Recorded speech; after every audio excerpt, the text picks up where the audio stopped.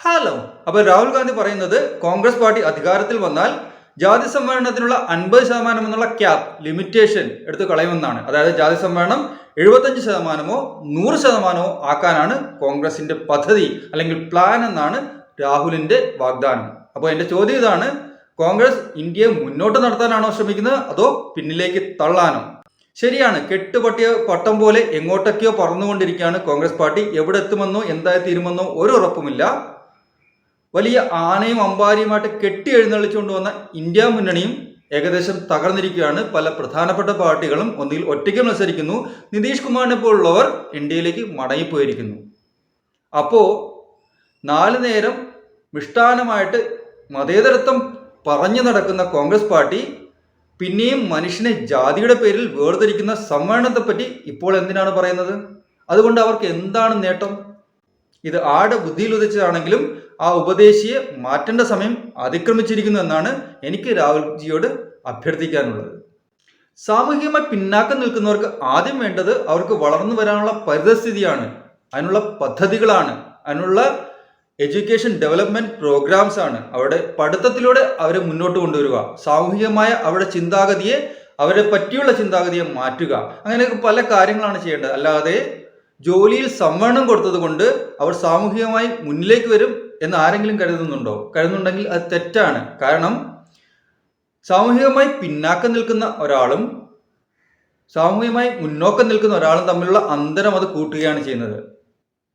നിങ്ങൾ പറയാതെ പറയുകയാണ് ഈ സാമൂഹികമായി പിന്നാക്കം നിൽക്കുന്ന ആൾക്ക് ജനറൽ കാറ്റഗറിയുമായിട്ട് മത്സരിച്ച് ജയിക്കാനുള്ള കഴിവില്ലെന്ന്. അവന് സംവരണം കൊടുത്താലേ ജോലി കിട്ടുമെന്ന്.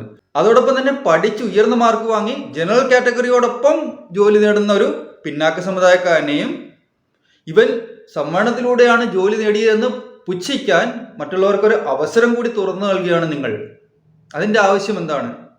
75%മോ 100%മോ സംവരണമാക്കിയത് കൊണ്ട് സാമൂഹിക വ്യവസ്ഥിതി ആക്ച്വലി മാറുന്നില്ല. ജോലി കിട്ടിയാലും മറ്റുള്ളവരുടെ മനസ്സിലിരിപ്പ് മാറിയാലല്ലേ ഇവരോടുള്ള സമീപനം മാറൂ. കോൺഗ്രസിന് ജയിക്കണമെങ്കിൽ ആദ്യം വേണ്ടത് ശക്തനായ ഒരു നേതാവാണ്. ഇത്തരം അപഹാസ്യമായ വാഗ്ദാനങ്ങളല്ല. ഉപദേശികളില്ലാതെ സംവദിക്കാനും മോദിക്ക് മുന്നിൽ നിവർന്നു നിന്ന് സംസാരിക്കാനും പാർട്ടി അണികളോട് ഇടപെടാനും എല്ലാവരിലേക്കും എത്താനും കഴിയുന്ന ഒരു നേതാവ്. രാഹുൽ ഗാന്ധിക്ക് അതിനുള്ള കഴിവില്ല എന്ന് ഇത്രയും വർഷങ്ങൾ കൊണ്ട് നമുക്ക് മനസ്സിലായതാണ്. എത്രയൊക്കെ ഉപദേശികൾ ഉണ്ടായാലും എത്രയൊക്കെ PR വർക്ക് നടത്തിയാലും എല്ലാവർക്കും ഒരു കാലത്ത് എല്ലാം മനസ്സിലാവും. അതൊരു യാഥാർത്ഥ്യമാണ്.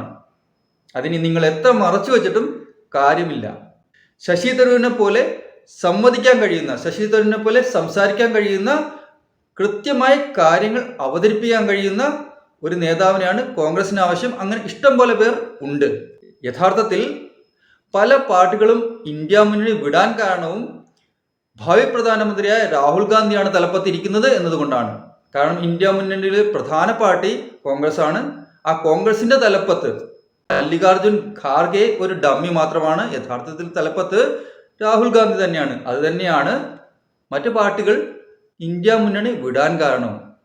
അപ്പോൾ നേതാവ് മാറാതെ തെക്ക് വടക്കും കിഴക്ക് പടിഞ്ഞാറും നടന്നതുകൊണ്ടും ഗ്യാൻവാപി പ്രശ്നം വരുമ്പോൾ അത് കാശി വിശ്വനാഥ ക്ഷേത്രവുമായി ബന്ധപ്പെട്ടതാണെന്ന് തിരിച്ചറിഞ്ഞ് ശിവപൂജ നടത്തിയത് കൊണ്ടും ഒന്നും പാർട്ടി രക്ഷപ്പെടാൻ പോകുന്നില്ല. ഈ ഐഡിയ ഏത് ഉപദേശിയുടെ ആണ് എന്ന് അറിഞ്ഞാൽ കൊള്ളാമായിരുന്നു.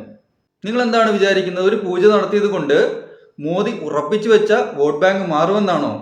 വേണ്ട ഹൈന്ദവ ധ്രുവീകരണം ഒരു രാമക്ഷേത്ര പ്രതിഷ്ഠ കൊണ്ട്, രാമക്ഷേത്ര സമർപ്പണം കൊണ്ട് മോദി നേടിക്കഴിഞ്ഞു. അതിലേക്ക് നിങ്ങൾക്കിനി ഒന്നും കിട്ടാൻ പോകുന്നില്ല. അതിലേക്ക് നിങ്ങൾ ശ്രമം നടത്തുകയും വേണ്ട. അതുകൊണ്ട് തന്നെ മോദി ഇപ്പോൾ രാമക്ഷേത്രത്തെ പറ്റി പ്രസംഗിക്കാറില്ല, പറയാറില്ല. നിങ്ങളൊന്ന് ശ്രദ്ധിച്ചു നോക്കുക. കഴിഞ്ഞ കുറച്ച് ദിവസങ്ങളായുള്ള മോദിയുടെ പ്രസംഗങ്ങൾ. മോദി പ്രസംഗിക്കുന്നത് വികസനത്തെ പറ്റിയും ഇന്ത്യയെ വികസിത രാഷ്ട്രമാക്കുന്നതിനെ പറ്റിയും മാത്രമാണ്. അപ്പോഴാണ് ഈ രാഹുൽ ഗാന്ധി പോയി പൂജ നടത്തുന്നതും ജാതി സമവാക്യങ്ങൾ മാറ്റിമറിക്കാനുള്ള ശ്രമം എന്ന രീതിയിൽ ജാതി സംവരണത്തെപ്പറ്റി സംസാരിക്കുന്നതും. ഇന്നലെ തന്നെ മോദി ഗോവയിലുണ്ടായിരുന്നു. ഗോവയിൽ നടത്തിയ പ്രഖ്യാപനങ്ങൾ നിങ്ങളൊന്ന് ശ്രദ്ധിക്കുക. 2047 ഇന്ത്യയെ വികസിത രാഷ്ട്രമാക്കുമെന്നും റിന്യൂവബിൾ എനർജി സോഴ്സിനെ ഫോക്കസ് ചെയ്ത് ഇന്ത്യയെ ഡെവലപ്പ് ചെയ്യുമെന്നും ഒക്കെയാണ് അദ്ദേഹം പ്രസംഗിച്ചത്. അങ്ങനെയുള്ള പദ്ധതികളാണ് അവിടെ ഉദ്ഘാടനം ചെയ്തത്. അപ്പോൾ രാഹുൽ ഗാന്ധിക്ക് ആക്ച്വലി വേണ്ടത് പുതിയ വോട്ടർമാരെ എത്രത്തോളം സ്വാധീനിക്കാൻ പറ്റും അതിനുള്ള ശ്രമമാണ്. പുതിയ വോട്ടർമാരെ ചേർക്കലാണ്, പുതിയ വോട്ടർമാരെ കോൺഗ്രസിലേക്ക് എത്തിക്കലാണ് രാഹുൽ ഗാന്ധി ചെയ്യാൻ ശ്രമിക്കേണ്ടത്, അല്ലെങ്കിൽ അദ്ദേഹത്തിനെ ഉപദേശിക്കുന്നവർ ചിന്തിക്കേണ്ടത്. അപ്പോൾ ഞാൻ ചോദ്യം ആവർത്തിക്കുകയാണ്, കോൺഗ്രസ് പാർട്ടി ശ്രമിക്കുന്നത് ഇന്ത്യയെ മുന്നോട്ട് നയിക്കാനോ അതോ പിന്നിലേക്ക് തള്ളിവിടാനോ? എന്താണ് നിങ്ങൾ ശ്രമിക്കുന്നത്? ഇത് കാണുന്ന കോൺഗ്രസ്സുകാരായിട്ടുള്ളവരും അല്ലാത്തവരും നിങ്ങളുടെ അഭിപ്രായം പറയുക. A promise is as strong as the person who makes it. വാഗ്ദാനം നടത്തുന്ന ആൾ, വാഗ്ദാനം കൊടുക്കുന്ന ആൾ എത്ര ശക്തനാണോ അത്രയും ശക്തമായിരിക്കും വാഗ്ദാനം. വാഗ്ദാനം ഇവിടെ കൊടുക്കുന്നത് രാഹുൽ ഗാന്ധിയാണ്. രാഹുൽ ഗാന്ധിയുടെ ശക്തി എത്രയാണെന്ന് എല്ലാവർക്കും അറിയാം. ആ വാഗ്ദാനത്തിനും അത്രേ ശക്തിയുള്ളെന്നും എല്ലാവരും തിരിച്ചറിയുന്നു. അതുതന്നെയാണ് കോൺഗ്രസ് ഇപ്പോൾ നേരിടുന്ന യഥാർത്ഥ പ്രശ്നം.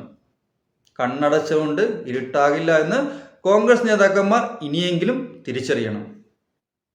Thank you.